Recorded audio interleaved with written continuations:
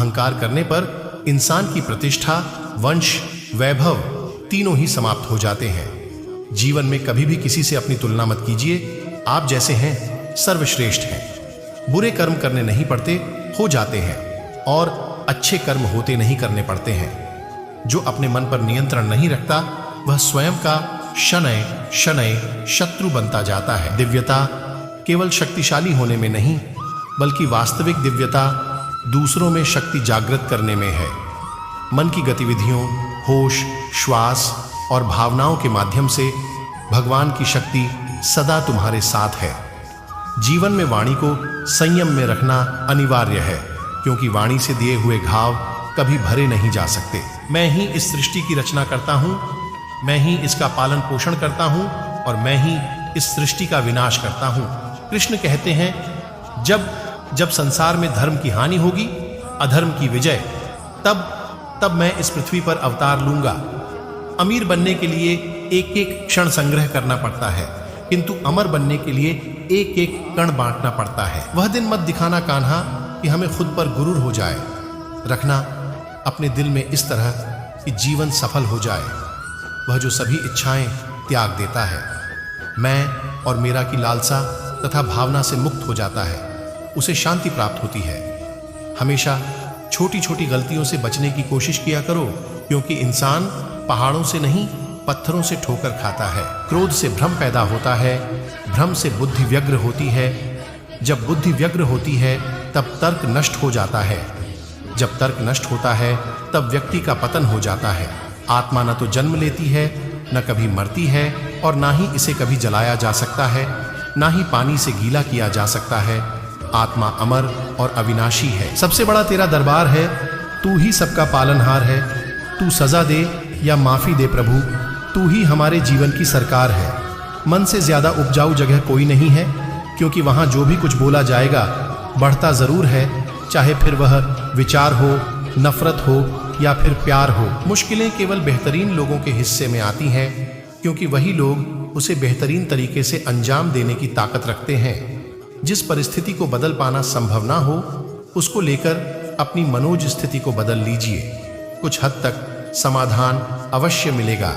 जहां अपनों के सामने सच्चाई साबित करनी पड़े, वहां बुरे बन जाना ही ठीक है। जो लोग किसी सच्चे व्यक्ति का दिल तोड़कर किसी तीसरे के पास खुशी ढूंढने के लिए जाते हैं, वह अक्सर धोखा खाते हैं। आपके हर कर्म का फल आपको किसी न किसी रूप में अवश्य प्राप्त होता है। सोच अच्छी रखो, लोग अपने आप अच्छे लगेंगे।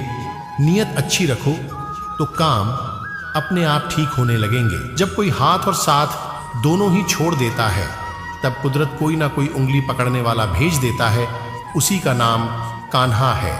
प्यार या प्रेम एक ऐसा एहसास है जो किसी भी इंसान को कभी भी असफल नहीं होने देता, और अहंकार या घृणा वह एहसास है जो किसी भी इंसान को कभी भी सफल नहीं होने देता। जो मनुष्य अपने जीवन को अपने अतीत या अपने भूतकाल के भरोसे जीते हैं, उन्हें श्री कृष्ण मार्गदर्शन देते हुए कहते हैं कि मनुष्य का जीवन ना तो उनके भूतकाल में है और ना ही भविष्य काल में है। मनुष्य के जीवन का असली सुख उसके वर्तमान काल में ही है। इसलिए हर मनुष्य को अपने वर्तमान के जीवन का पूरा आनंद लेना चाहिए। श्री कृष्ण कहते हैं कि जिस प्रेम के रिश्ते में स्वार्थ, अहंकार या मतलब होता है, वह रिश्ता प्रेम का रिश्ता कभी नहीं कहला सकता, क्योंकि प्रेम के रिश्ता निस्वार्थ होता है। यानी प्रेम के रिश्ते में कोई स्वार्थ नहीं होता। श्री कृष्ण और राधा दोनों ने ही इस पृथ्वी पर कुछ विशेष कार्य को पूर्ण करने के लिए अवतार लिया था। उन दोनों का मिलना और मिलकर बिछड़ना एक प्रक्रिया मात्र थी जो पहले से निश्चित थी, और इसी प्रक्रिया के माध्यम से उन्होंने प्रेम के वास्तविक रूप को इस संसार को समझाया। मनुष्य के जीवन के दुखों का मुख्य कारण उसके खुद की आशाएं और इच्छाएं होती हैं।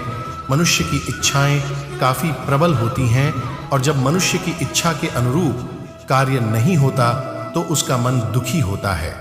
अगर मनुष्य अपनी इच्छाओं का त्याग करें तो उसके जीवन में सुख के अलावा और कुछ नहीं होगा। हमारी मन की आस्था और हमारा प्रेम एक ऐसी शक्ति है जिस पर हमारा खुद का नियंत्रण होता है, और हमारी आस्था और प्रेम जिस चीज में भी लग जाए उसी चीज में हमें श्री कृष्ण के दर्शन हो जाते हैं, क्योंकि श्री कृष्ण का वास संसार के कण कण में है। जीवन में कभी भी दान देते समय मनुष्य को अहंकार नहीं करना चाहिए, क्योंकि हो सकता है जिसे वो दान दे रहा है उसे दान देकर वो अपने पिछले जन्म का कर्ज चुका रहा है।